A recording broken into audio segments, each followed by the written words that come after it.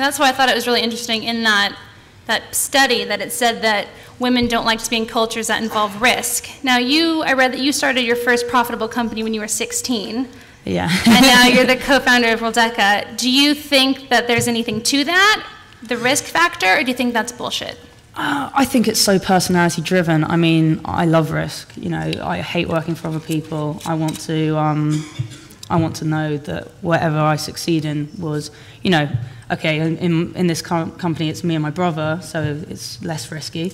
But no, I think it's totally personality driven. I mean, I know a lot of guys that would hate to work for themselves and are very scared of risk, and a lot of girls that are a bit more crazy. I think it may be elements of risk in things like when you have kids and when you have a mortgage, in that I think that there is something innately, you know, you don't want to risk anything for your children and things like that, which is part of the reason I, you know, don't have any at the moment, and decided to do this before I was in that kind of position, because I think you have to take slightly less risks, and possibly, you know, possibly that's the same for men, but I don't know. You know, well, no, it's never the same for men. Well, I would imagine it's slightly different, but, you know, I think there is an element to which, yes, I would say women in a specific position would possibly be would be more risk averse. But I think that the question here as well, or the answer to it, is that we talk about differences between men and women, and there is an obvious one. I mean, women are the only ones who can actually have children and breastfeed them, and that there's always going to be a difference. If men could if men could get pregnant and you take this burden off us, I'm sure we see more women in tech and in startups and in business and in government. We should just work on that then. I think that's that's a good plan. Well done. Can I just add in a little theory that I've been working on as well?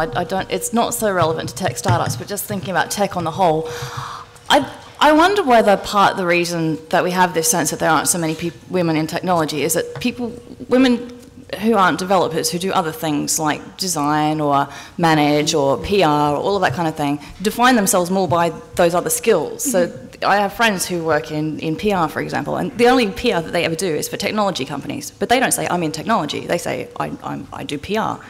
And it's that way of identifying can actually, so if we say this is a technology conference, they go, well, that's not for me because I'm in PR, even though they probably know as much as, you know, a lot of us here do today, and could participate really well and get a lot from it. They define themselves as being PR, so therefore they're not technology. Do you know what I mean? So maybe we're kind of counting a lot of us out just by the way that we define ourselves.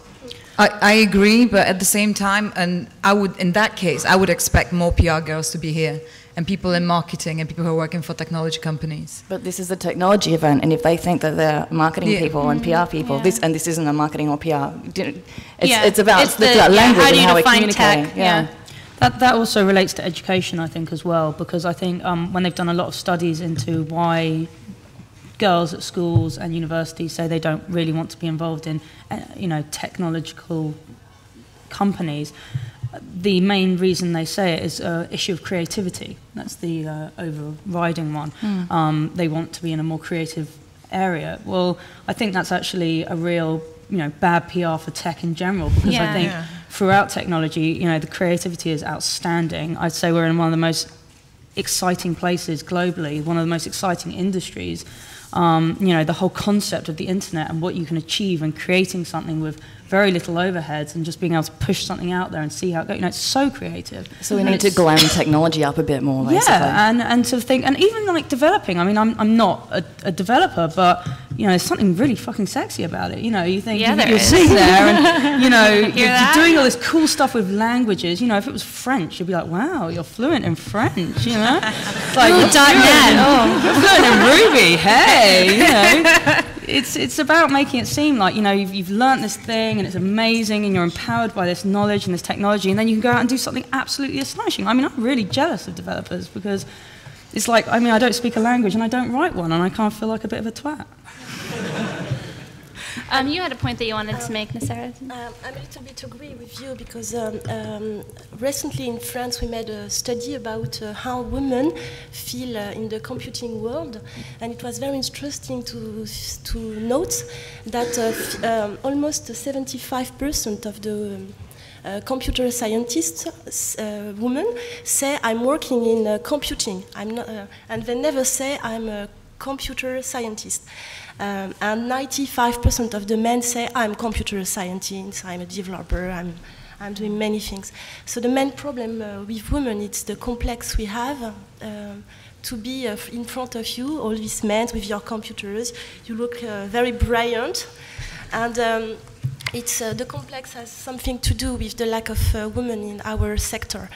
But I would not say that there is a lot of women interested by tech culture. I would say that women, girls, especially the young one, just don't know what is the startups, just don't know what is the high tech.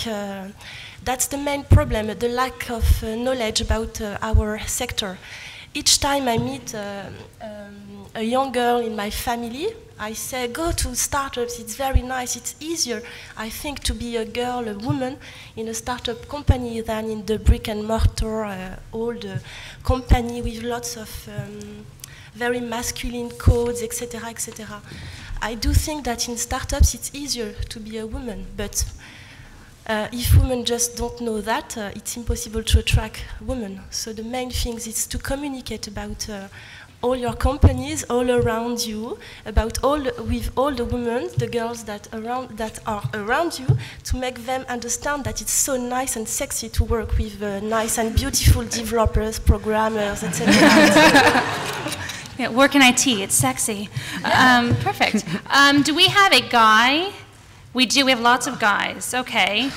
Are you going to come up on stage with us? Do you want to come up? Yes, please. Yeah, come on. It feels a little bit like loose women up here, so. Yes. I should take the invitation because you both have to hear what I have to say. Great, I'm so excited. It's just like Paul's here, but not. Let's hear it for the guy.